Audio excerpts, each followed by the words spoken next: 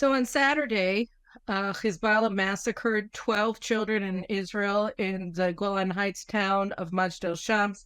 12 Druze children playing soccer were torn apart, literally, by a Hezbollah rocket that was fired from South Lebanon. And since then, the talk of a massive escalation, one way or another, has been rife.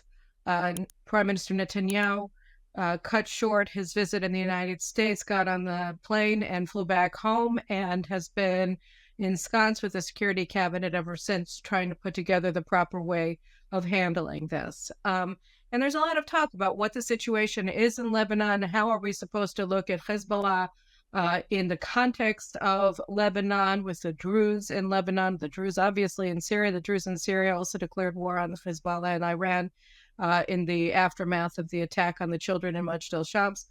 So there's a lot going on. And of course, on top of all of that, layered on top of everything, is the Biden administration and their ubiquitous mediator, Amos Hochstein, who immediately swept into action to make a deal. And so trying to make sense of all of this, the first person that I thought was necessary to discuss the situation with is my old friend, and many of you already know him from the Carolyn Glick show, Tony Bedran.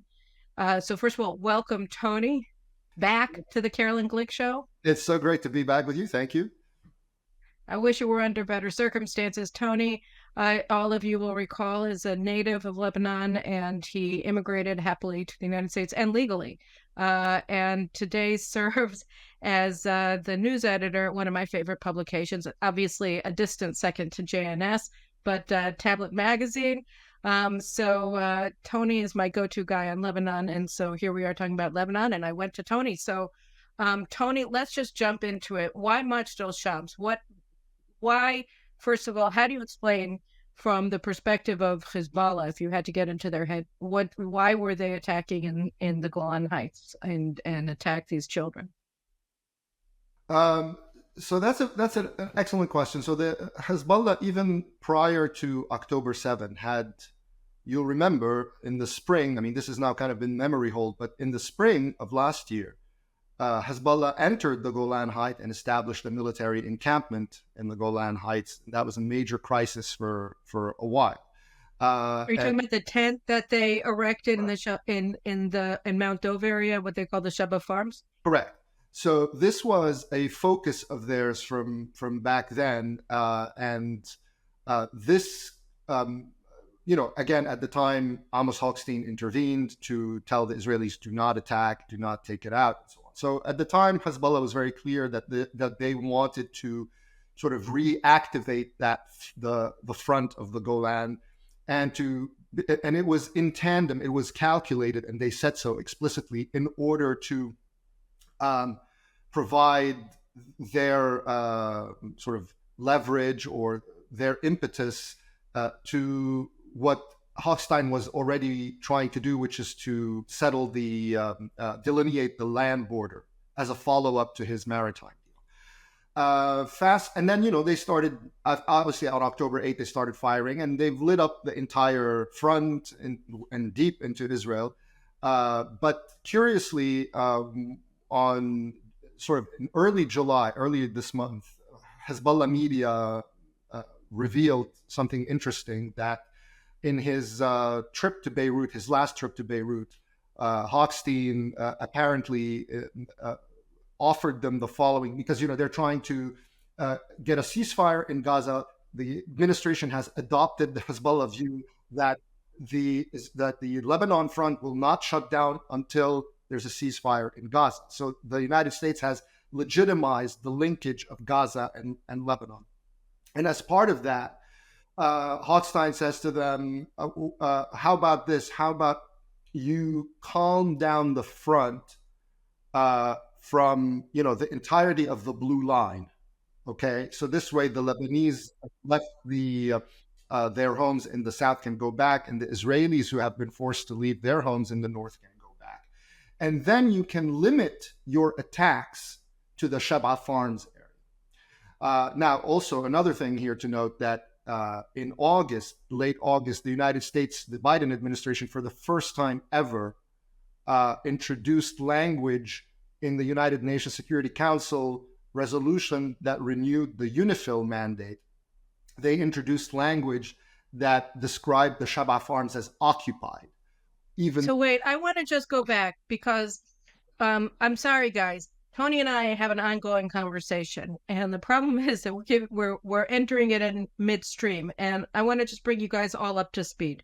So, just so you understand what we're talking about, Amos Hochstein is President Biden's envoy to Lebanon. He has a lot of other titles, but his basic job description is to suck up to Hezbollah for the United States government, not to put too fine a point on it, and to do it at Israel's expense. So I don't know if you guys recall, but just a few days before Israel's election in 2022, Amos Hochstein bore the full weight of the U.S. government led by Biden on the lame duck government led by Yair Lapid, who was just an interim prime minister. He had no mandate for anything, to force him to capitulate to Hezbollah's demands in a negotiation that had been protracted for, I think, a decade over the maritime border of Israel and Lebanon, because Lebanon, controlled by Hezbollah, had been demanding parts of the areas that Israel had legitimately claimed as its economic waters on the one hand and its territorial waters on the other. And the Trump administration had been negotiating a deal, and they had sort of reached a stalemate at 60-40 on behalf of Lebanon, even though their claims were completely baseless, just to try to get to an end of it. When that was where they sort of were stalemated, Biden came in and he demanded that Israel accept all of Hezbollah's demands on the maritime issue. And so Lapid, in an act of great statesmanship, signed a historic deal with Lebanon that was going to give us peace in our time. And he bowed to all of Hezbollah's demands for our territorial and economic waters, gave a suspected gas field to Lebanon, controlled by Hezbollah, lock, stock, and barrel, with nothing for Israel in this, except a promise by Total Energy to give us some money in the future. So it was a complete and utter humiliating surrender by Israel, not so much to Hezbollah as it was to American extortion by the Biden administration on the eve of an election that then Yair Lapid proceeded to lose. But whatever, that was what he did. But what Tony and others were pointing out at the time was that Hezbollah's territorial demands for Israel didn't end with the water line. They go on and extend from west, from the coast of Nahariya all the way to the Syrian border on the Golan Heights. And the most important area that they're demanding is Mount Dov, which they pretend is just a little thing by calling it Sheba Farms. Mount Dov controls all of northern Israel. It's a huge landmass in the northern Golan Heights, not far from Majdal Shams, that controls all of northern Israel. You control Mount Dov, you control everything down to the Gulf of Haifa and even further. So this is what Hezbollah demands. And so rather than saying, okay, Hezbollah, be satisfied. After all, you feed the tiger, you whet its appetite for more.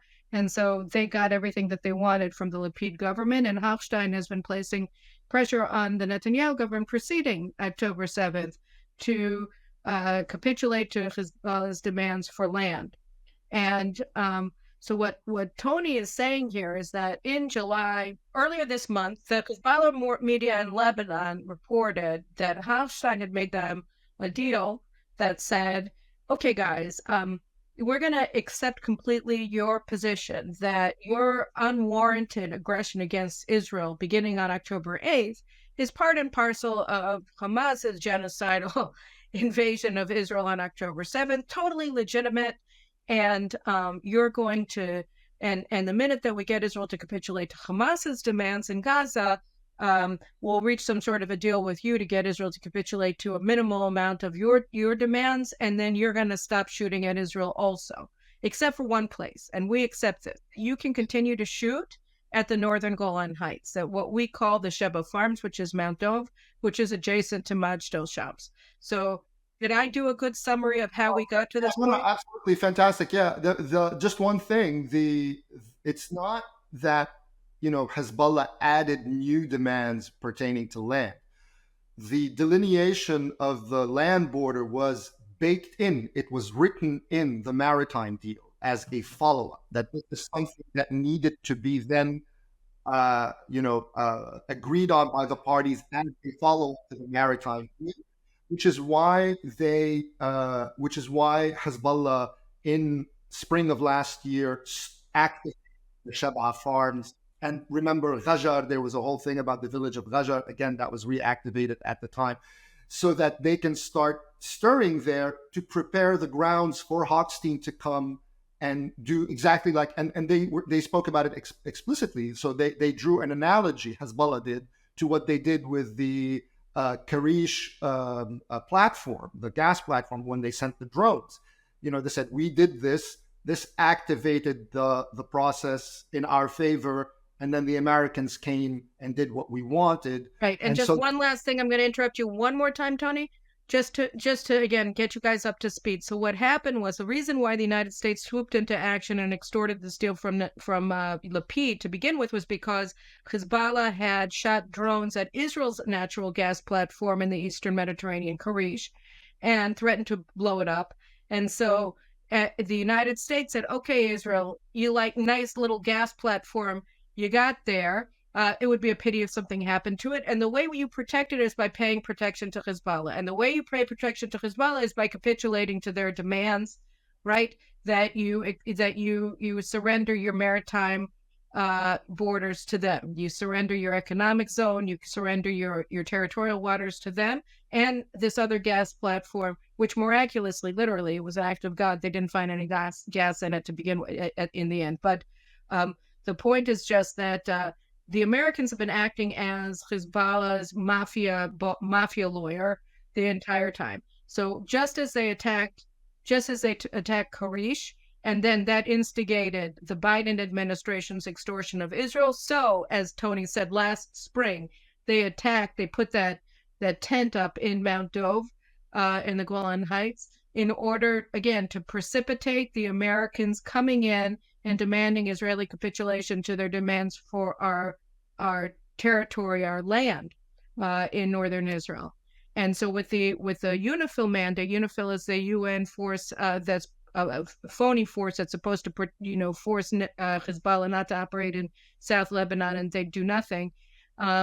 So the United States renewed its mandate, and in the UN Security Council resolution renewing the UNIFIL's mandate, they did in fact withdraw U.S. recognition of Israeli sovereignty over the Golan Heights, a position that a move that the Trump administration had taken by calling it, what do they call it? The occupied Shebaa farms.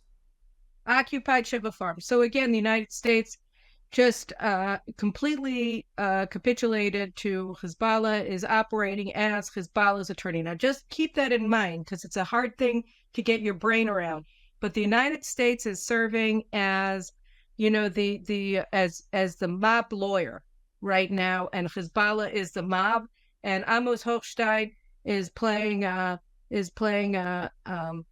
mob, the role of the mob lawyer in this Godfather, right? Right. No, so I mean, this is the thing that people missed with the maritime deal that you so succinctly summarized, is that everybody got stuck on how much gas and how much money and blah blah blah. That wasn't the issue. The issue was that the United States had set a precedent, that the United States had injected itself between Israel and an Iranian terrorist organization on equal footing as an arbiter, and set up this mechanism, this official mechanism, the explicit purpose of which was to provide security for Lebanon as a Hezbollah-run territory, right? Not as, a fictional land of, peace and states and neutrality that doesn't exist, as a Hezbollah base. So that is what they did with the maritime deal. They set these new modalities and these new restrictions on Israeli activity in potential military activity in Lebanon by increasing all this American and international investment in it, as to act as constraints against military activity against Hezbollah. And this is important. We'll come back to that in a second, because that's the foundation of the initiative that the Americans are now trying to press on Hezbollah. It's not just that they want to revise, to settle the blue line and do territorial swaps and so on. It's also the basis of their revision of 1701, the resolution that ended the 2006 war, which was a farcical resolution from the get-go, because it's entirely predicated on the cooperation of the so-called Lebanese government, which is Hezbollah. So the monitoring, the clearing of the area south of the Litani, and so on and so forth, all of that has to be done with the Lebanese armed forces and the Lebanese government, which is to say Hezbollah. I mean, it's hilarious. It just reflects the idiocy at the time in the W. Bush administration, that served as the foundation that then Obama took. Thank you very much, and now we're just going to take this to the next step and turn Lebanon, basically Hezbollah, into to place it under American protection, effectively, as part of Obama's tilt towards Iran. But that's the diplomatic context for Hochstein's activity. So the singling out of the Sheba farms was very notable. And it doesn't. The reason why I raised the issue, I took it back so far back to the spring, is because it doesn't come in a vacuum. That this is part of a thread that's been going on, an initiative that predates even the October War, and now they're telling Hezbollah that the United States is going to honor that, to continue that, and in order to get this diplomatic agreement that they're working on, that in part has to do with territorial issues, but also territorial issues that have nothing to do with Lebanon, meaning that it revises the status of the Golan itself. Okay, and you can see that in the weird verbiage that's being used, both by administration officials like the ambassador Jack Lew, for instance. This weird statement about Druze children was like, okay, like whose nationality is ambiguous, whose place, like whose geography is ambiguous, whose whose polity is ambiguous on the one hand, and on the other hand, across the board in the U.S. media, you have this very precise term of art, the Israeli-controlled Golan Heights, right? I mean, the Washington Post, being, the nuts that they are, went and just like occupied Golan Heights, right? But at least I can respect that because occupied Golan Heights is just it's just the other side, right? That's how they see it. Israeli-controlled Golan Heights is far more precise. And that language that's a term of art. That language reflects the precise position of the Biden administration, which in 2021, winter of 21, when they came in to office, they were asked immediately about the recognition of Israeli sovereignty in the Golan Heights. And Anthony Blinken, the Secretary of State, said, look, the legal issue is a separate matter. In practical terms, so he already split that. Like we're making a determination about the legality of the status of the Golan Heights. But in terms of a practical matter, the Israeli control of the Golan Heights, so long as the Iranians are in the Golan Heights and blah, blah, blah, things in Syria. So he made it contingent. So Israeli control is contingent for now. We'll discuss, we're not going to raise it for now. We might raise it in the future, but the legality of it is a different matter. That's the official position of the Biden administration. And then for many, many years afterwards, all the way to the incident I mentioned with the UNIFIL mandate, that's when, I broke that story at the time. And I was like, this is what these guys wrote. This is what these guys slipped by in this resolution. And it created a storm. And the funny thing about it is that they never denied it. Barbara Leaf is on record, talking about, the Shab'a farms as a potential, what Amos is going to do. Well, we'll see, they even, like, they're so ideologically committed to it that they couldn't even just like lie about it. So they kept saying the policy hasn't changed. Well, I know that the policy hasn't changed in the sense that you haven't made a de jure decision to rescind it. But de facto, or to use your terminology, as a practical matter, you actually did introduce a change. And you did it in the preferred way of the Obama team, which is through the back door of the Security Council, which is how these guys do things. Okay, so wait, so we have the American perfidy, their effective support for Hezbollah against Israel, the fact that since Biden, I was going to say Obama, but since Biden came back to office in January 2021, they have been acting as the mafia attorney for the Godfather Nasrallah, Right. and they're Michael Duval. Amos Hochstein is Michael Duval to Marlon Brando, Hassan Nasrallah, and that's where the United States is today. And now we have these 12 children who are dead, and we have a very. I called you because, and then you didn't scoff at it, but you said no. This is something you guys don't understand. I called you up and I said, Tony, they're Druze. And we have this declaration of war by the Druze in Syria. And I'm wondering, how is Walid Jumblat in Lebanon, who is the head of the Druze in Lebanon, going to respond to this? Did Hassan Nasrallah was now trying to blame Israel for the rocket that he shot and claim, all kinds of lies? Did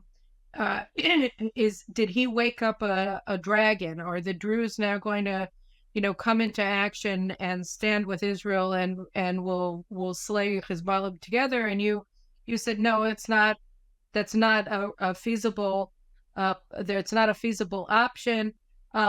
And then we're looking towards a situation where, well, what can Israel reasonably expect, A, from the Druze in a response, and B, how are we supposed to look at the situation given that the United States is playing the role of Michael Duval to Hassan Nasrallah's godfather? Right. How do you see Israel navigating this? We have an existential threat emanating from Lebanon, quite simply.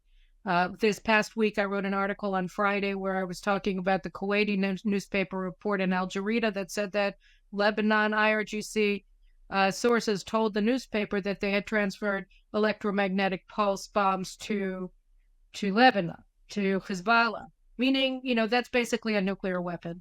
And that'll fry Israel's grid, that'll make Israel paralyzed, and that'll be the end of that. So, I said that was already a reason why we have to imminently operate in Lebanon, but, what to do and what can we expect? So first of all, explain the situation sociologically, or whatever you want to call it, in Lebanon. How are the people on the ground looking at this? The whole long-standing debate. Does Hezbollah, have they lost the allegiance of the Lebanese? Where does that stand now after this disaster that they carried out? So, plain and simple, one of the biggest traps that the Lebanese do, and they're very good at it because this is in their DNA and it goes back thousands of years in the people who inhabited that space, that geography across the ages, right? They're very good at sucking people into their dynamics, which are 100% irrelevant, completely irrelevant. As far as Israel is concerned, any and all of its military planning with regards to Hezbollah has absolutely zero, the Lebanese internal scene has zero effect on that, nothing. It should not factor in any way, whether or not the people like or don't like or whatever, all these categories that are in themselves dumb. Who cares if they like them or they don't like them? What you need to see is the actual behavior of people. And the behavior of people is that they all line up for them. And in fact, all the people, including those who call themselves anti-Hezbollah, are lining up to act as bagmen for Hezbollah.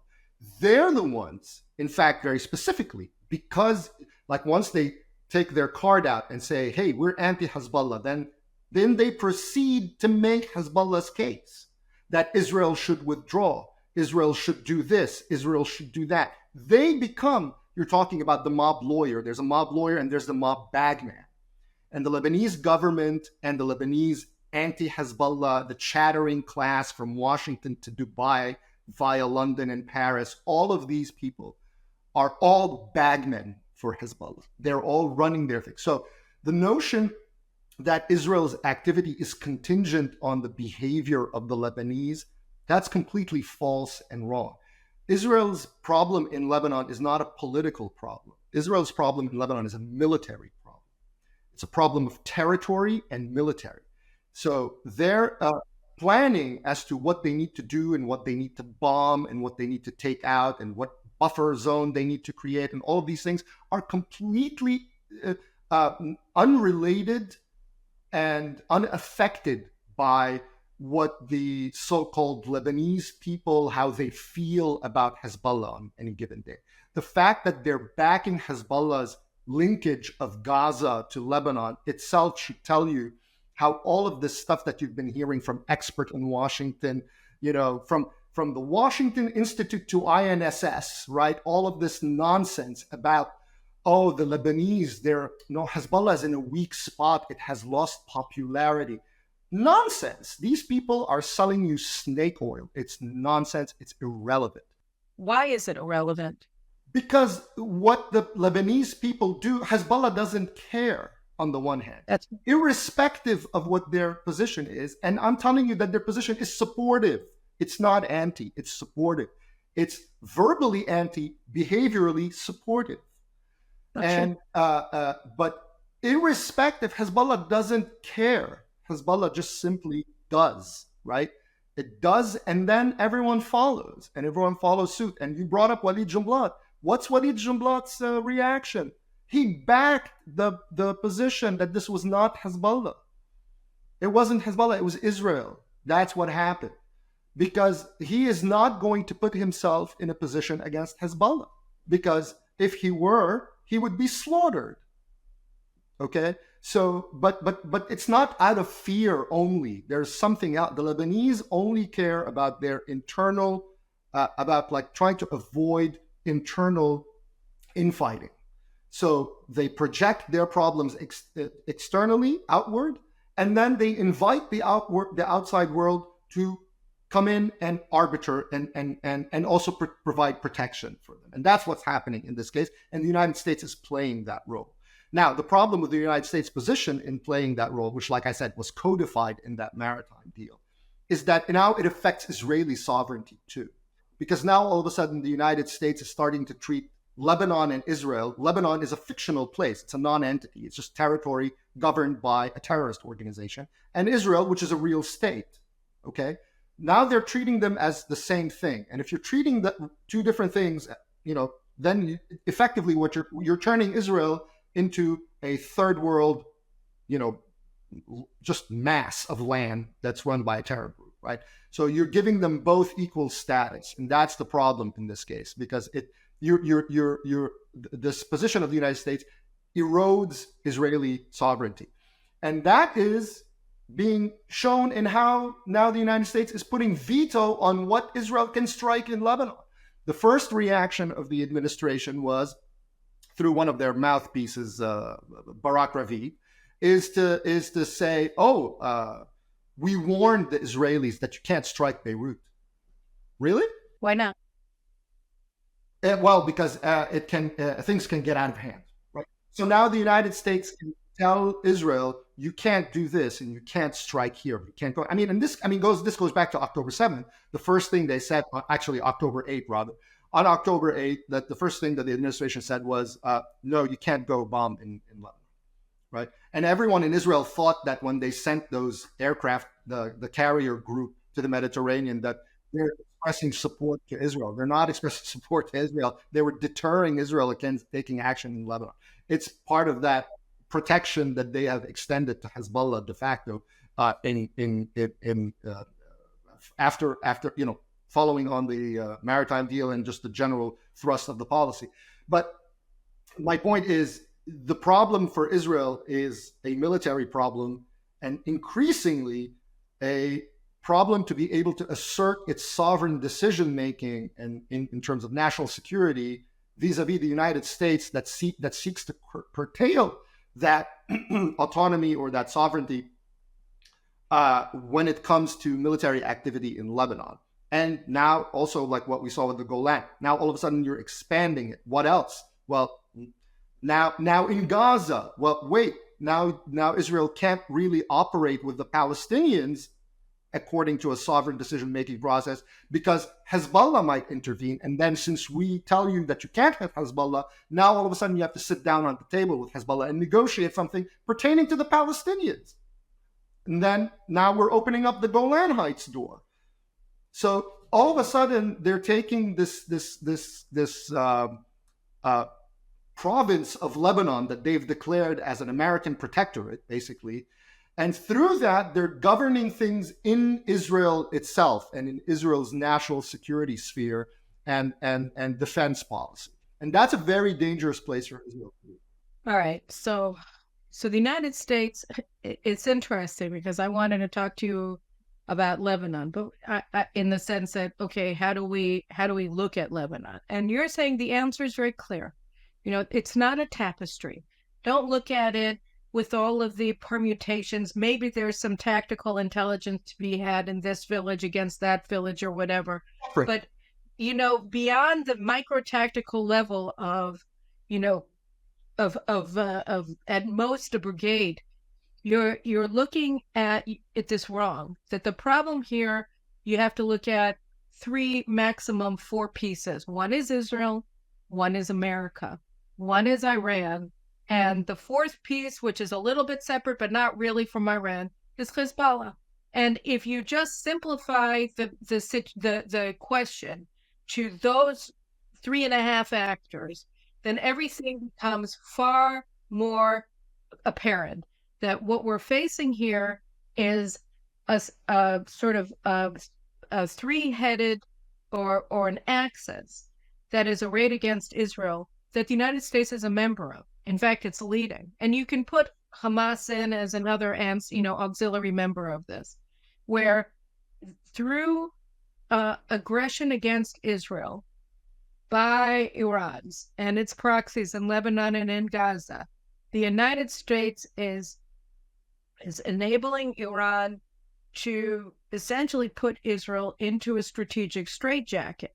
That you use these distractions, like what are the villagers going to say, what are the Christians going to say, and the Lebanese people are going to rise up against Hezbollah, which is all a lie, because they'll all be killed if they even try. So it doesn't matter. They're irrelevant regardless of whether they're standing with Israel or not standing with Israel. They have no strategic importance on this, in this picture of these 4 heads or so that are operating. Not only that, their position is always, without fail, across the board, across all the tapestry that you talked about, always leads to the same place: get the Americans and the Iranians to agree so that we can have peace and protection by the Americans against Israel.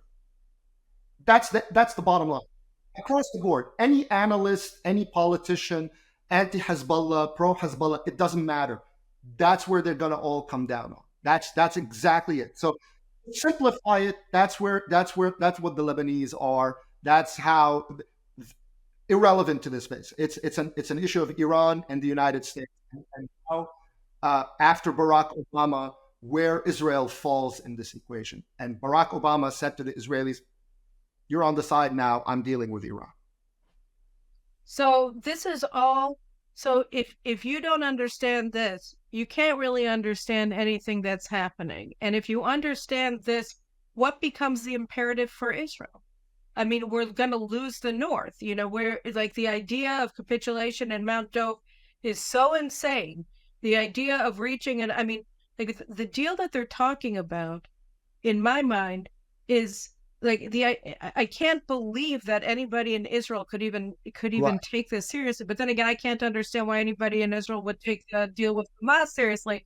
But let's just talk for a second about what it is that's on the negotiating table here. What would it do to Hezbollah's forces? The Radwan brigades in southern Lebanon. How would it how would it impact what they can do to Israel, etc. Walk us through this deal that's on the table now That, from that's a just perfect what is in it. it's a perfect time to do that. So so what's on the table? I mean, there are various leaks as to what was proposed, and there are different iterations of it. But basically, the bottom line is this: we mentioned 1701, right? The 2006 resolution. 1701 stipulated that the area south of the Litani River in Lebanon, all the way to the blue line, the border, is to be completely emptied out of all military presence and weapons, save for those of UNIFIL and the Lebanese army. Right? That was the thing. Obviously, it was just not never going to happen. Now, what the Americans are proposing is something less than that.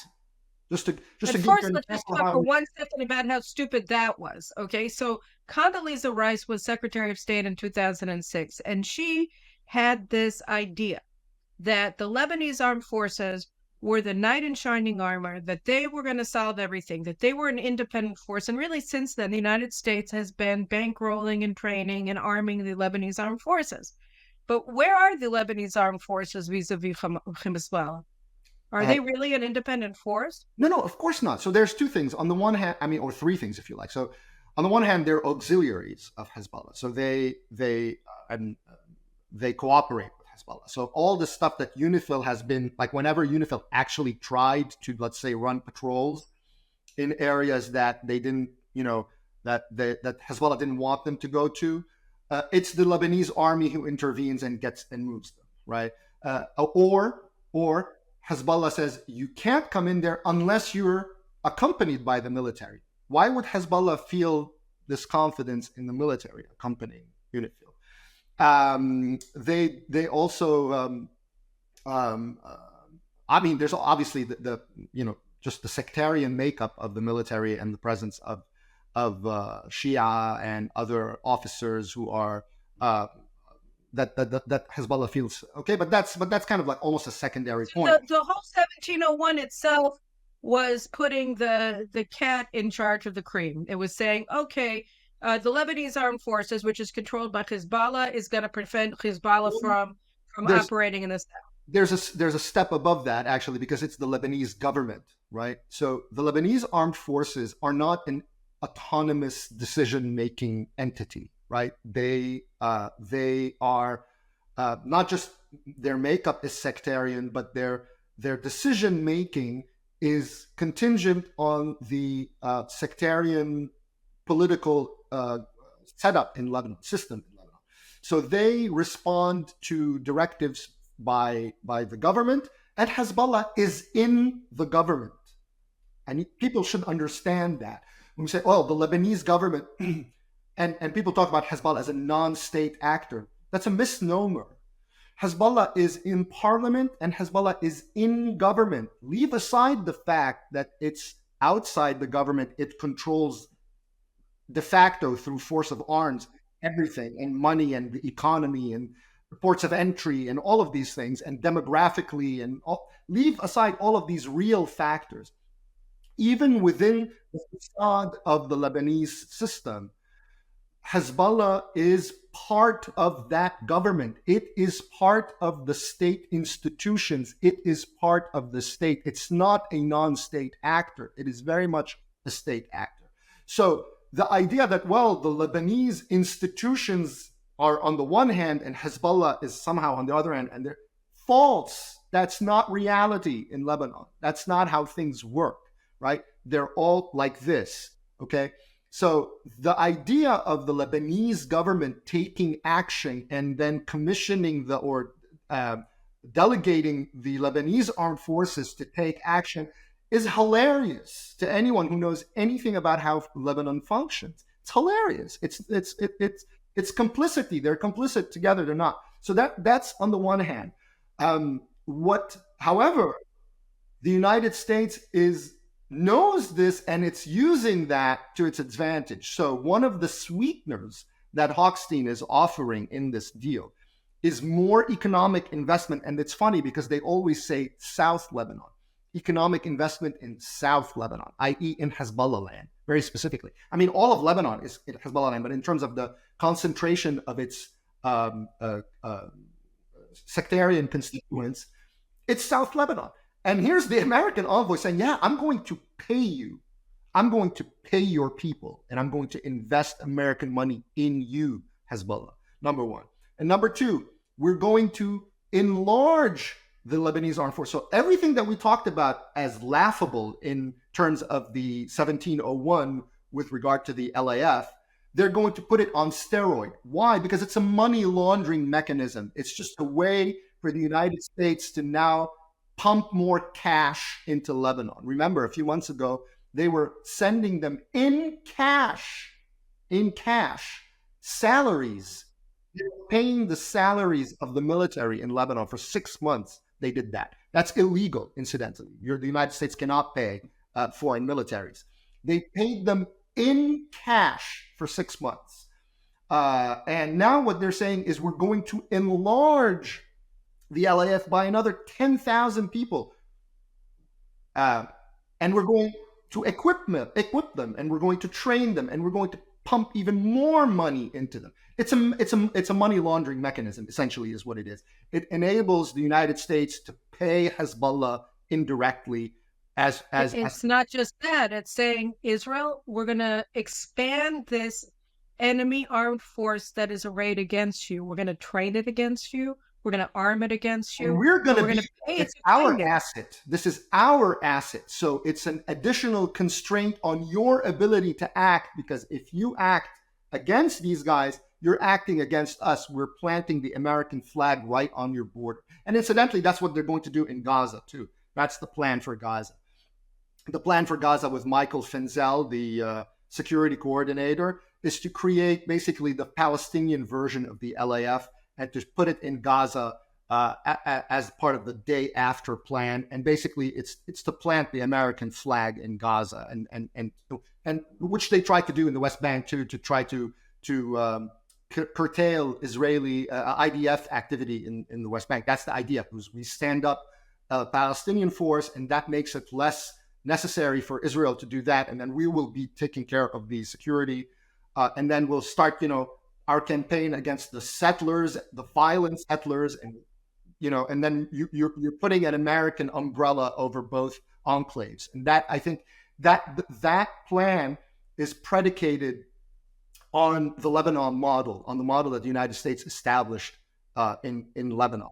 So now just one last thing. So in addition to paying the military, paying Hezbollah's investing in Hezbollah's economy, reopening the territorial claims that are completely frivolous, and nobody in the world accepts Sheba as Lebanese.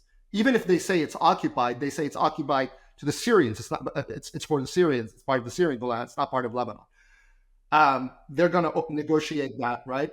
And on top of all of that, we're going to dilute the territorial buffer. Instead of north of the Litani River, you're just going to go like 7 to 8, maybe 10 kilometers up, which is a farce. And everyone recognizes it's a farce, because how would you enforce that? How would you enforce Hezbollah, who people who live there, who live in the south, Hezbollah members who live in the south, right, and whose infrastructure is underground in the entirety of the south? How are you going to enforce them pulling back, and not even to what the 1701 says, lesser distance? That's one more thing. And then leave all of that aside. The real issue, why the Lebanese all of a sudden are saying, oh yes, we want the complete implementation of 1701. Okay, what does that mean? Here's what that would be, because they've reinterpreted the 1701 So now full implementation means Israel cannot have overflights over Lebanon. It's the deny Israeli overflights. That's the full implementation. There's the territorial stuff like, we'll fix the border, blah, blah, blah. And of course, you pay the army, and that's us implementing 1701 by you paying us and enlarging the army, right? Nobody does anything with regard to Hezbollah, but you tell the Israelis that they have to stop their overflights. That's the whole point. That's all of what the conversation is about. It's to force the end of Israeli overflights in Lebanon, which incidentally will not only affect Israel's intelligence capabilities inside Lebanon, but it will also affect its activity in Syria itself, because oftentimes Israel uses Lebanese air to strike Iranian and Hezbollah assets in Syria. So in so doing, they're again connecting Lebanon and Syria together, just like they've connected Lebanon and Gaza and Palestine, and all in protection of Hezbollah and Iranian interests. It's really mind-boggling to believe, to consider just how comprehensive the Obama team's embrace and advocacy of Iranian interests across the board really is. It's actually astonishing because it's entirely irrational from perspectives like, what? You're tying yourself to a bunch of lunatic terrorists, whatever. But that's what that faction, this ruling faction in Washington, this ruling faction in the Democratic Party, that's what it tied itself to. It tied itself to those guys. So, okay. So, all right. So you, I went like this because my brain, I have to like keep it inside my skull because it's about to explode. So I should be wearing a helmet right now just to protect. But anyway, so to prevent my brain from exploding by what you said, and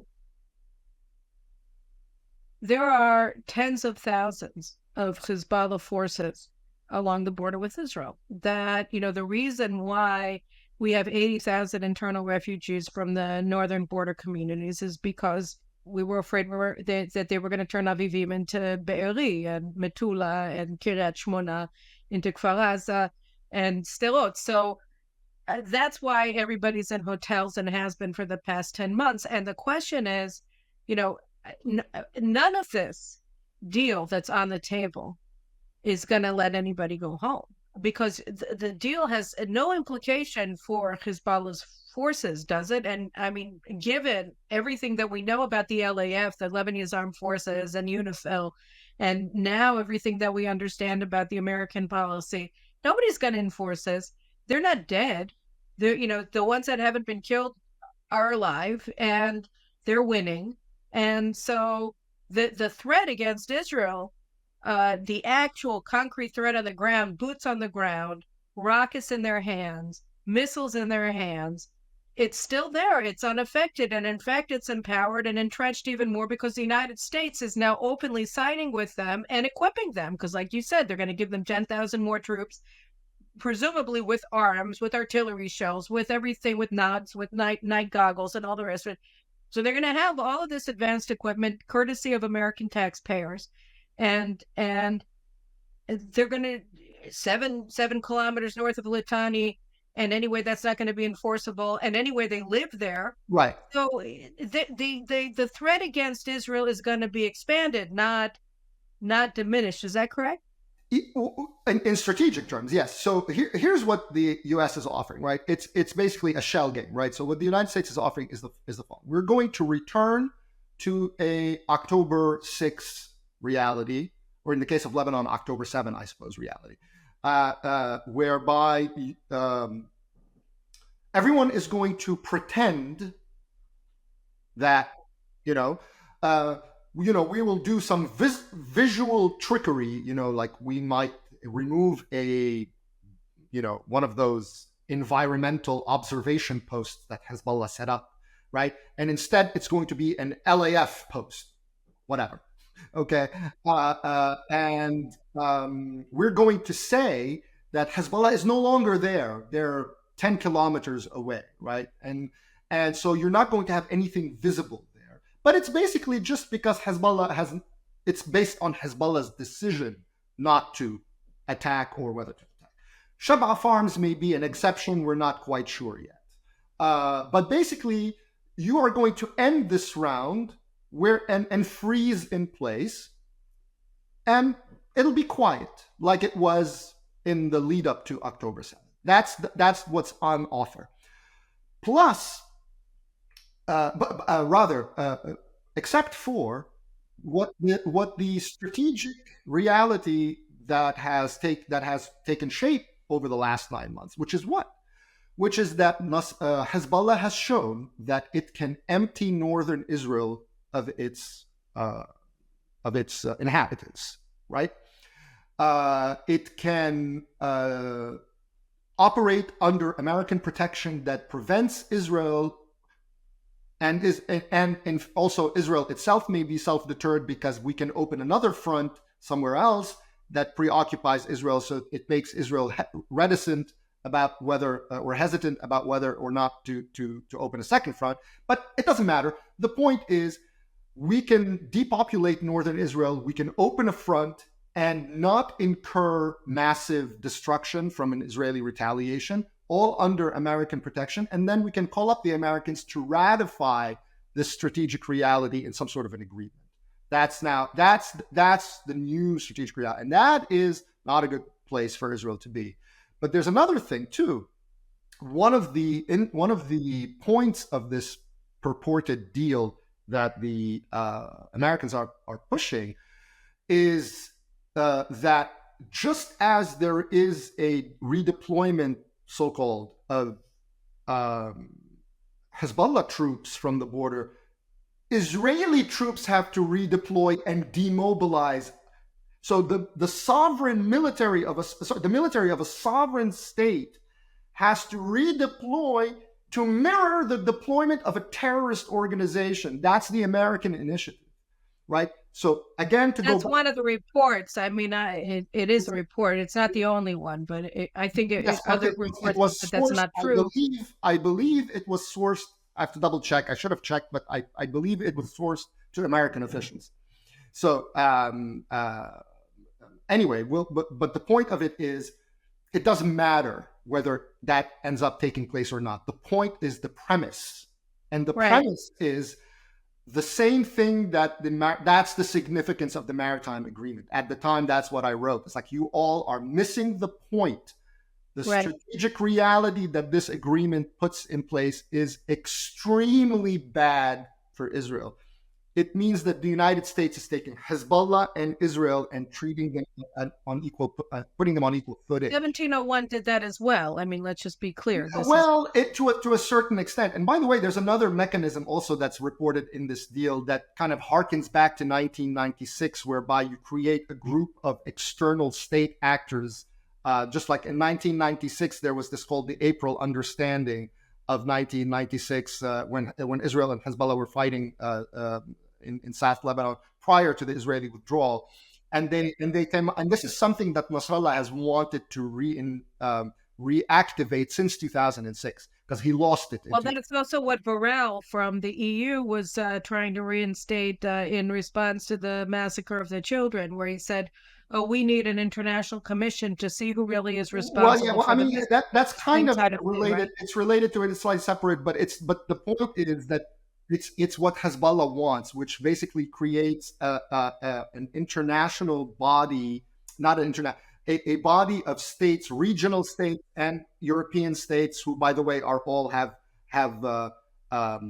soldiers in South Lebanon right at Hezbollah's mercy, right? And the United States, which also is invested in Lebanon. All of these guys then decide to and arbitrate the tempo and the scope of military engagement between the state of Israel and this terrorist organization. Right. So we could go on for the next hour and a half, but I think that my brains would be, somewhere all over the floor, and my kids would have to wipe it up, and it would be a mess. So let me just ask you, if you had the ear of the General Staff of the Israeli Defense Force and of Prime Minister Netanyahu, what would be the advice that you give them? I mean, the advice I give is what I've already written, right? I'm a writer, I'm not a consultant or anything like that. So a good one. Thank you.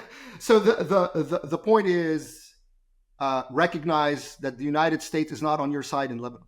You're on opposite sides with the United States in Lebanon. The United States has taken up Lebanon as a protectorate, which means de facto, by virtue of physical reality, that it is a protector of Hezbollah by virtue of its position in Lebanon. Recognize that. Now, everything else, ammunition, autonomy in defense policy, tactical considerations, Iron Beam, winter coming, all of that. It's not my business. I don't know that. That's for the military people. The key issue to recognize is that the United States and Israel are on opposite sides in Lebanon. And that is not just an isolated event. It is part of a broader regional strategic map that has been coming into fruition since Barack Obama in 2015, maybe even 2013. And it is adversarial to Israel. It diminishes Israel's sovereignty and constrains its margin for maneuver and its ability to defend itself. That's the main thing. A secondary thing is nobody cares about what the people of Lebanon think, or don't waste your time on that. The Israeli interest in Lebanon is military.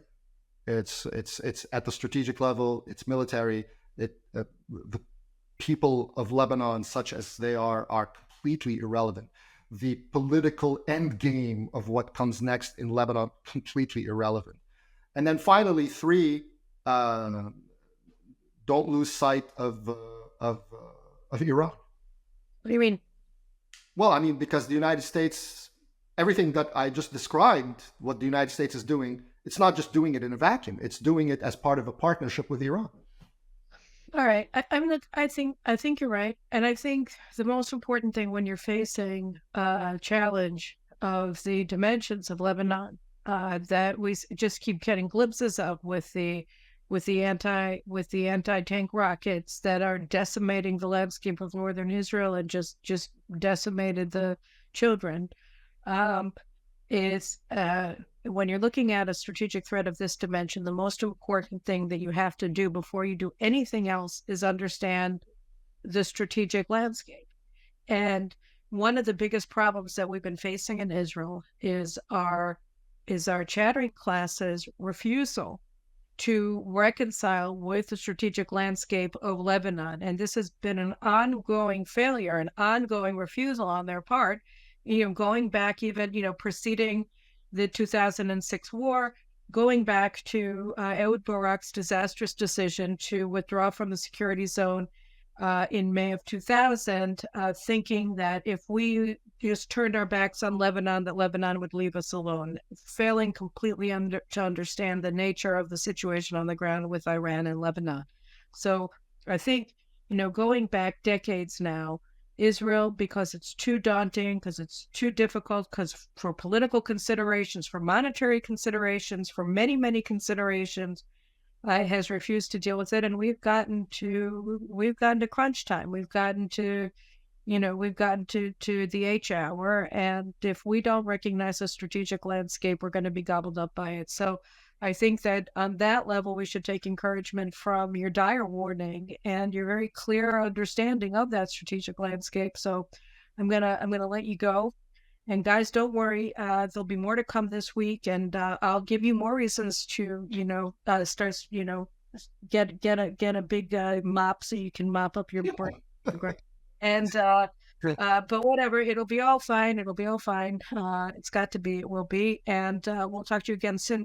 Tony, thanks again for coming back. I really appreciate it. And you're the best. And guys, after you're done reading JNS all day long, you got to go to Tablet. They have fantastic articles. And Tony is doing a great job, both as a writer and an editor there. So that's all. Kudos to Tony. And thanks for listening. And we'll see you again soon. Take care.